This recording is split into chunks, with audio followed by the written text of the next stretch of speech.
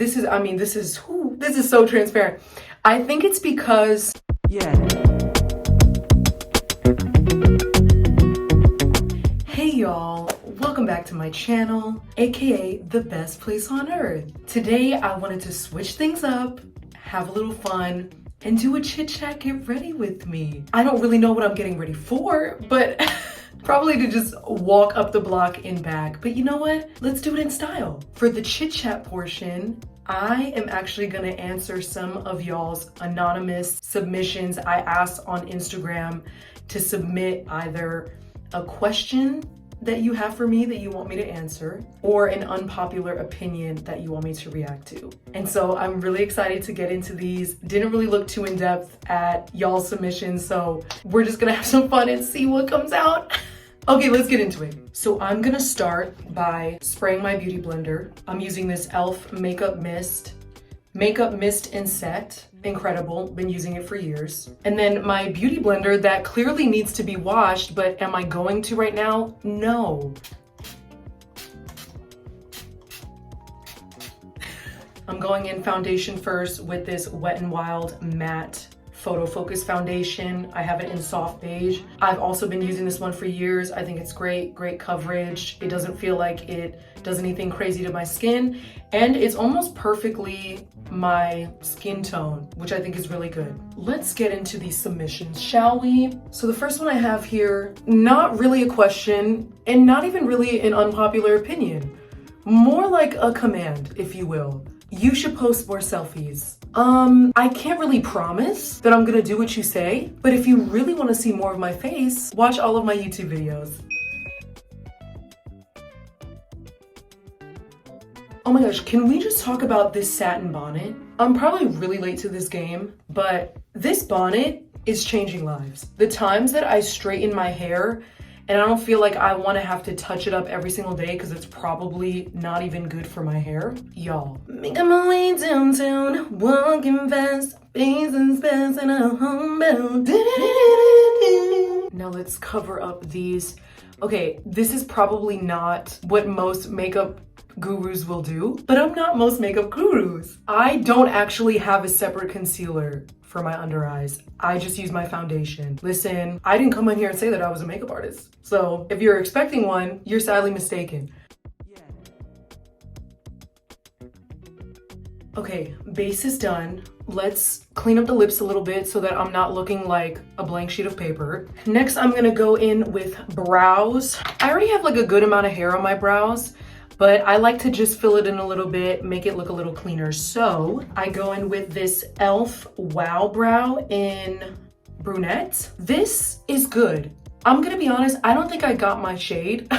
So if I'm judging the products in a weird way, it's because I don't even think I'm using the product at its best potential. But it's good.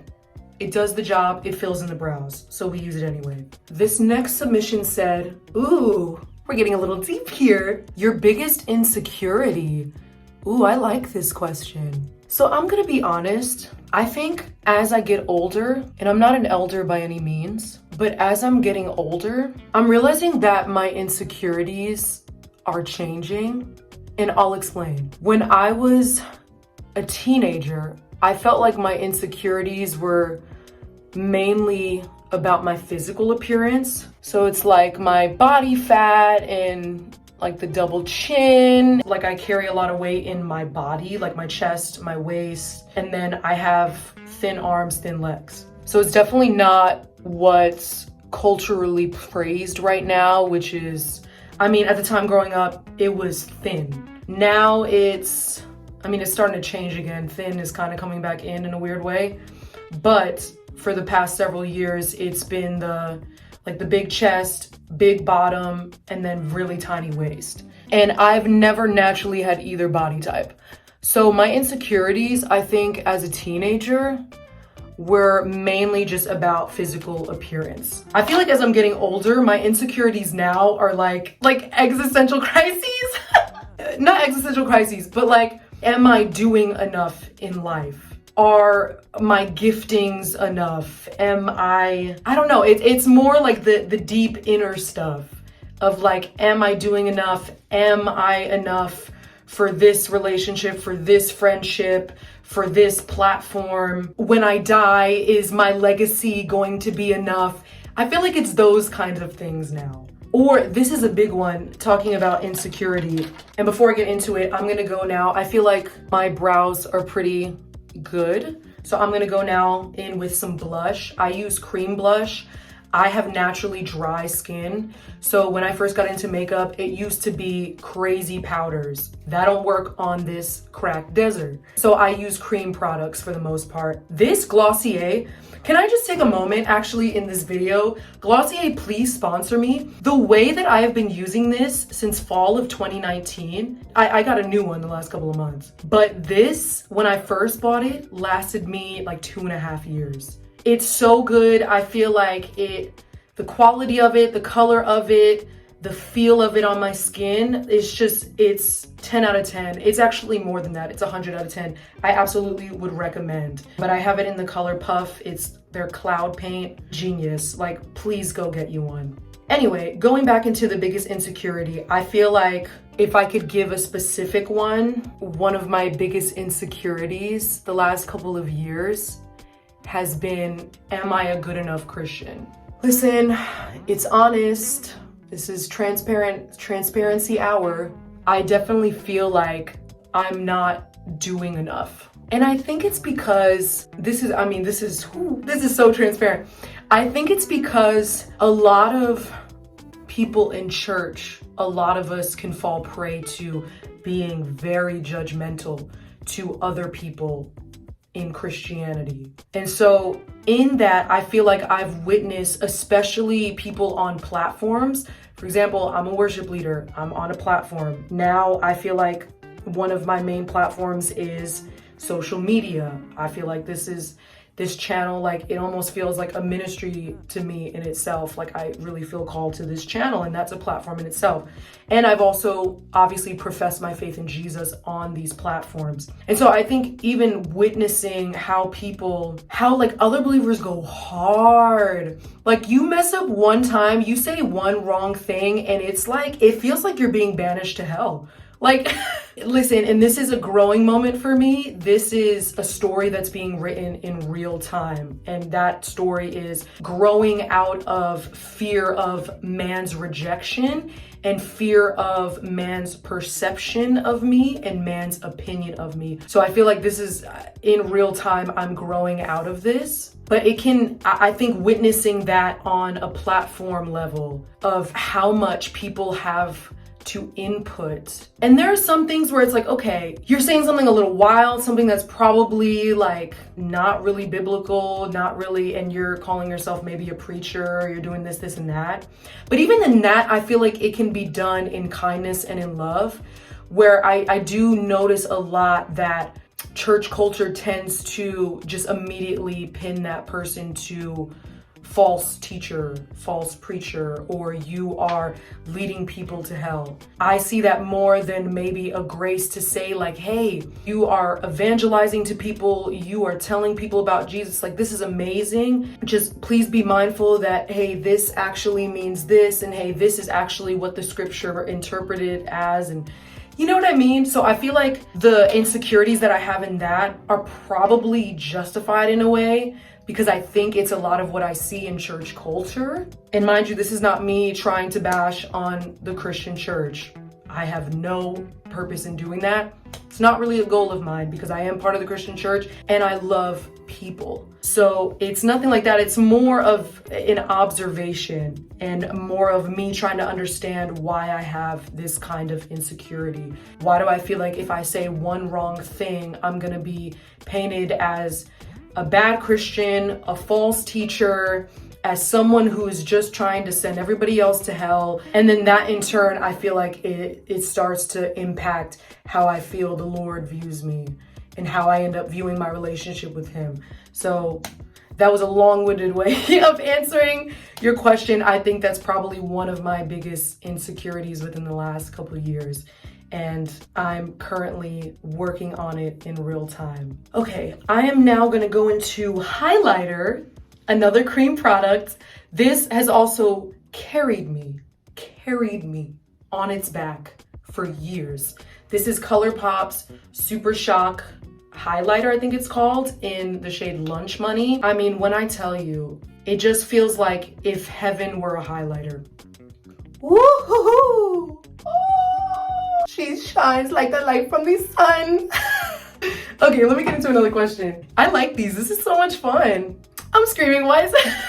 Okay, so this next one, not a question, but I guess an unpopular opinion. Someone said, this city is trash, we all know it. And by they mean, when they say this city, they're talking about New York City. Okay, here's the thing. I'm gonna sound so much like my dad right now. Every time he comes into the city, he's like, ugh, the sewer. And one of the things he said was that the quality of life is just so low. Like, people are so okay with paying so much money to live in a box where trash is outside on the street and the rats are running the city. And so I feel like in that sense, I'm starting to see it more and more. Like, yo, the quality of living is low here. Unless you're making X amount of money because you're probably, I don't know, robbing banks, drug dealing, prostituting. Like, I don't know what you do to be living in these luxury buildings. Unless you're living like that, I mean, even still, New York City, like, is dirty. It's really dirty. However, there's no place like New York. There's just not. There's no place like New York City. There's no people like New Yorkers. You're never gonna find a place like it. So New York will always have my heart. And I just absolutely adore this city. I'm sorry. One day I'll probably get back into the suburbs. One day I'll probably go to the rural areas of Wyoming or something, start a life there with my family on a farm. But as of right now, yes, I have to agree. The city is trash, but it's my trash. Okay, we are done with the face portion. Now it's time for the fun part. We're gonna get into the eyes, and this is where let your creativity shine, baby. So I'm gonna go in with this Kylie Cosmetics, I think it's the bronze palette. Someone gifted this to me, and it's so good. I love the colors in it, very simple. I feel like very multi-use, multifunctional. I think the quality is good. So I'm gonna go in with Jasper. That's as you can see, that's like my base color because it's already at the pan. And I'm just gonna put that all over my lid to get us a good primer. Oh my gosh, aren't you guys just loving this little tutorial? I really feel like a professional guru. Nikki Tutorials better step aside. There's a new baddie on the scene. Okay, I think that's good for the base. Now I'm gonna go in with Citrine. That's gonna be my first crease color. In the meantime, let's get into the next question. Ooh, I like this question. Another deep one. How did you begin your journey of creating content and YouTubing? Oh my gosh, is it testimony time? I think it's testimony time.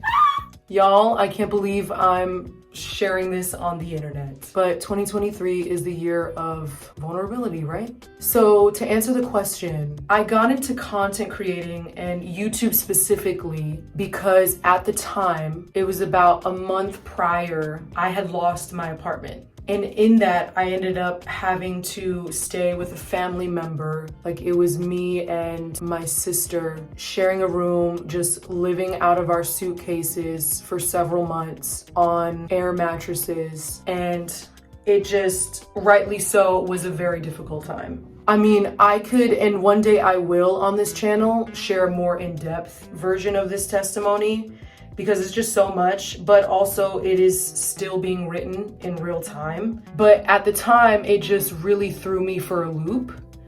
And I went into a depression. It definitely took a toll on my mental health. It took a toll on my faith. Like I talked about in my last video that I was honestly looking back in my own version of deconstruction, if you will, but I would call it more on the verge of really leaving the faith, because it just rocked like some of the core ideologies that I carried about the gospel, about God and his nature, all the things. And so in the midst of all that, I had these creative juices that just needed to flow. Like there was so much built up in me that just needed to be released. At the time, still couldn't find a job. I now had lost my home and I'm on the verge of deep depression to the point of suicidal thoughts. And so I was like, you know what do I have to lose? I've been wanting to create a YouTube channel. I honestly wanted to start ASMR initially, which, listen, by all means, it still could be in the works. If y'all want an ASMR channel, please let me know in the comments below because I will happily oblige. But I had wanted to start a channel for a while at that point. In that point in my life, I just thought, you know what do I have to lose? Like I really need to create. I need to make something beautiful. I need to make something artistic because this is just, my life just feels like trash right now. And that is how my YouTube channel was born. And the first video I made, which was about thrifting, please go watch it because it will light up your life. Anybody who knows me knows I'm a thrifting queen.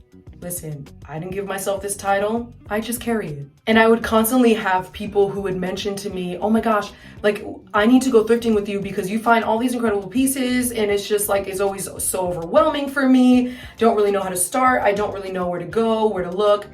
And so I thought, you know what? Why not, for all the people who want to go thrifting with me, why not start my channel off with a video where everyone can go thrifting with me? And so that is how it was all born. And when I tell y'all, this channel has opened up a world to me.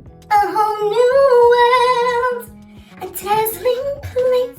No, really a whole new world. This channel was the baby that needed to be birthed that I didn't even know I was pregnant with. And so when it was birthed, I'm like, oh wait, no, I think this is what I'm supposed to be doing. Now, several months later, it's just become this thing that is really just, it's blessed my life. It has opened me up to what I'm capable of creatively. It also, I'm seeing, is something I feel deeply called to. I feel like the Lord has really called me to this platform and to actually create content. And I've also seen it now as a space where I can talk about my faith in Jesus and talk about, like, have all these things exist simultaneously. Let me show you fashion. Let me show you Vogue. Let me show you makeup trends.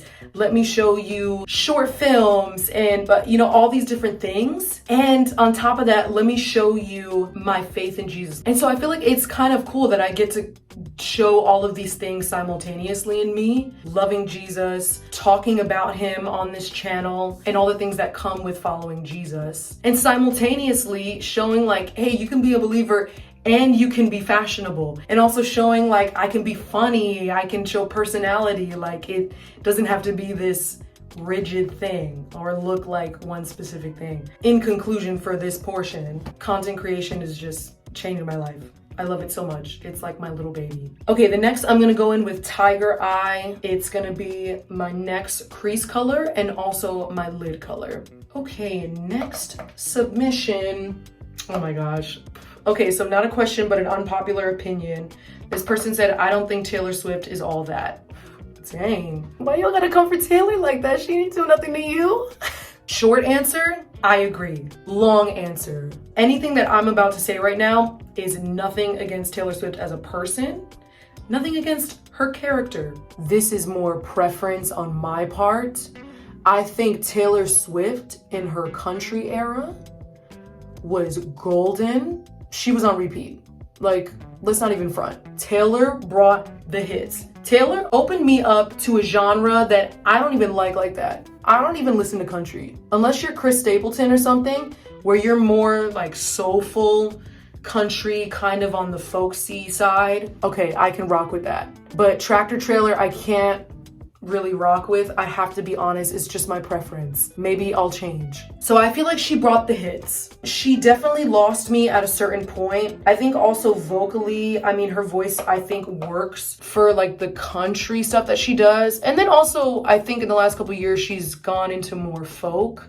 And so I think that also works for her too. But vocally, her voice is not one that I really prefer, or that is a go-to for me. But all in all, my thoughts on this is Taylor Swift back then was giving hits. She lost me at a certain point when she got into pop. She kind of reeled me back in with her folk, but I don't really listen to her. Haven't really listened to her in several years. And that's that on that. Okay, I'm pretty much done with the lid as of right now. I'm gonna go into my inner corner with Quartz. This is such a good inner corner highlight, and on the brow bone too. It pops it out. Like if you see in some of my pictures or like my last video, the way that it just accentuated my eye shape, God bless. Okay, let's clean this up a little bit. I like to bring the highlighter a little bit higher into my eyelid because it really just, especially when you set everything in with the spray, it just really accentuates my lid shape, and I think it's so pretty. Okay, now I'm gonna go back in with the Beauty Blender and my foundation, and I'm gonna clean up because it's giving raccoon and we can't be out here looking like this. So I'm gonna clean it up, make it a little sharper. Let's get into the next question. Aw, this is a cute question. This person asked, what's your fave drink? It's water. Water's it. Water's the it girl. She hydrates me. She makes me feel clean. And honestly, I just love the taste of water. I really do. I know it tastes like nothing, but it equally tastes like everything. Okay, that is done. And I'm gonna go in to the palette again. I wanna set my under eye and at least highlight it a little bit because like I mentioned, I don't have a concealer. So I just go in with my foundation, but this cleans it up just a little bit. Yeah! We are done with eyeshadow. Officially. The last thing I do before I get the setting spray involved, we're gonna get funky. We're gonna put on some lime green eyeliner. When I tell y'all, game changer. Look at how fun is this? Are you kidding me? Are you not gonna light up the streets with this? No question. If you're considering, listen, I wanna get more funky with my makeup, bro, just throw on some lime green liner and you did it. You accomplished your goals.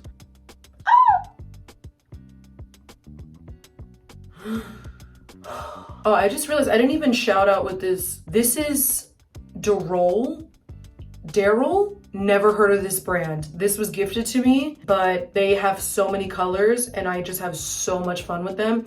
I will say though, it takes several times to layer this on for it to really give pigment. So that's one downside that I want to say about this liner. That's one thing to keep in mind if you're interested in these. Ugh. Okay, I think we did it. Nice, we did it. That one's actually kind of looking struggle city now that I think about it. Maybe we didn't do it. Okay, I'm not gonna touch it anymore. Now I go in, this is me personally. I feel like when I put mascara on, then I put setting spray, it just creates a whole mess in itself. So I like to go once I'm done with the eyes and the face. Typically lips I also do afterwards too. I set and then I go in with the mascara. Also, it's important not to judge so harshly in the process because I'm not seeing the full scope of it yet. So if I'm like judging the final product by the way it looks now, I would never hire me because this looks kind of busted. But we gotta get the full vision. We gotta get the bonnet off, the hair done, the lips on, the mascara. Get the full picture. You know, give yourself some grace in the process. Okay, we're gonna go in with mascara now. I use L'Oreal Voluminous. Love it, I think it's great. Also, another brand that I would highly recommend, I think NYX has really good mascaras, especially for colored ones, which I'm gonna go in with. And then also ColourPop. I like them and they have a lot of funky colors. So I go in with actually a primer. I feel like it helps pop out the colors more. So I go in with the primer and then I'm actually gonna go in with this deep green. Typically, if I'm doing a color like this, it's great to have also a mascara that is the same color. But I do like how this gives it a little character. It's a little bit darker, but it's not a deep black where it feels like it's intense, but it's still a shade of green and I feel like it blends well with the lime green. Okay, I'm gonna go into the last submission of the video. Ooh, okay, I like this one. I saved, I feel like, the best for last. I would love to hear you talk about worship, the state of worship, what it means to you, etc. And then they said, what you think of worship today, contemporary worship, the ways in which it is different and the same from the past eras of worship music, what is heart of worship, etc. So a lot of stuff in there. What sticks out to me first from this question is what worship means to me. I feel like I want to dive into that a little bit. You know, it's interesting. So worship, I feel like I'm starting to look at it differently. Maybe this is cliche to say, I don't know. Or maybe it's just biblical, but I feel like the Holy Spirit was teaching me about worship in a Romans 12 sense. Romans 12:1 of offering our bodies as a living sacrifice, holy and pleasing to God. This is your true and proper worship. Obviously, I've mentioned before, I'm a worship leader. I've been a worship leader for the past, 5 or 6 years. And it has been very easy to just associate worship leading with what's done on the platform or with a genre of music. And it wasn't until I said the last year or two where I was realizing and looking at worship from a different perspective of like, okay, wait a minute. I'm on the platform for a very small percentage of my life. So what does worship mean on a day-to-day for me? And I think this is where Romans 12:1 really became like, it just jumped out at me, and it gave me such a new perspective where I felt like the Holy Spirit was showing me, you're a worship leader in how you live your life. Worship leading wasn't in just this category of being on a stage in a 20-30 minute song list set, which obviously that is praise, that is worship, and I love that. But I realized that it's so much bigger than that. It's so much deeper. I'm a worship leader in my day-to-day life.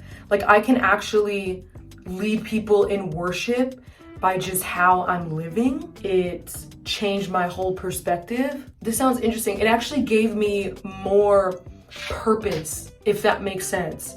Like, it made my day-to-day life feel so much more purposeful, because I kind of felt for a while that all I was my gift. And even sometimes I still wrestle with that, because I do feel like this can happen, at least I've noticed personally in my life and what I've witnessed. A lot of the times what can happen, unfortunately, in church settings is that the gifting is more cared for than the actual soul, spirit, and state of life of the person, if that makes sense. It was very easy to fall into my gift being my identity and feeling like, okay, if I'm not doing this on the platform, then what purpose do I have in life? And so I think worship to me is just, yes, it is like those dedicated times of praise, singing to the Lord a new song, telling him that he's worthy because he is, revering him, and all those things. But I think it's a new perspective for me. Worship to me now means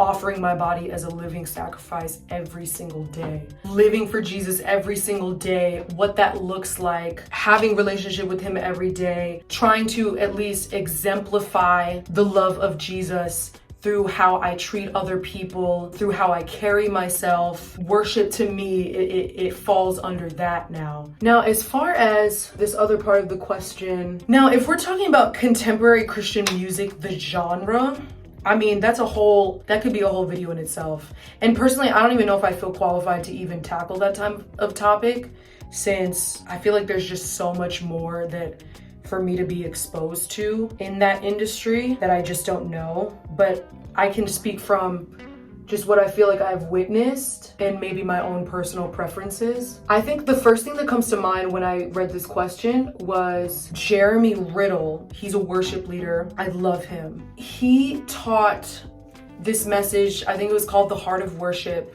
I'll link it in the description box or maybe up above somewhere. But he spoke it at Jesus Image, and I loved from start to finish. I just love that teaching. I love that video. I think you can really see the heart that he has for the pure heart of worship to be restored in the body of Christ. I would encourage, if y'all are interested in that type of topic, I would encourage y'all to go watch that video, because I think he has so many gems in there that I can't even tackle or really try to quote, because I feel like I'm just gonna butcher it. But one thing that does come to mind is I do feel like a lot of what I'm seeing in the Christian music genre, I do feel like it's become very performative. A lot of it just looks like an imitation of what the world is doing right now. I would agree that I think that pure heart of worship needs to be restored in the body of Christ. I do think a lot of it is performative and a lot of it is surface level, and some of it not even like theologically sound, if I'm being honest. I'm using that big word, theologically sound. Okay, last but not least, I am going in with the lips. I think I just realized that my lip gloss is not in the bathroom, so I will be right back. Let me go get my lip gloss. Okay, I am going in. This has been my new go-to combo. I have this ColourPop lip liner that I put on first. It's the shade Bonus Points. It's just a great dark brown. I love it. And so I go in with the liner first. And then on top, I've been using this gloss from Fenty Beauty. I'm absolutely obsessed with it. Got it for Christmas. And I have it in the shade, I think this is called Gloss Bomb, and it's in the shade Hot Chocolate.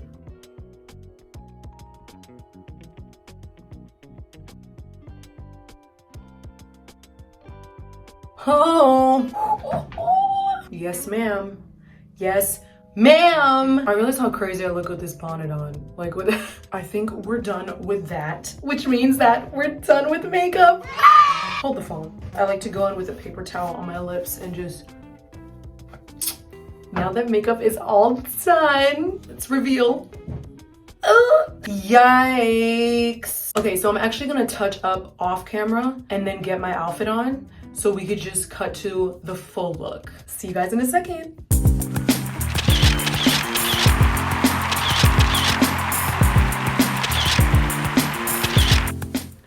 All right, y'all, this is the final look. So let me give you a breakdown. The earrings, pretty little thing, love them. Great purchase. I think I got this necklace. It's layered from Misguided, super cute. The turtleneck, it's actually a bodysuit, also from Pretty Little Thing. Corset, I think it's from Pretty Little Thing. I love them, and so are the pants. And then the heels are thrifted, Buffalo Exchange. Oh my gosh, wait. The best part, we can't forget.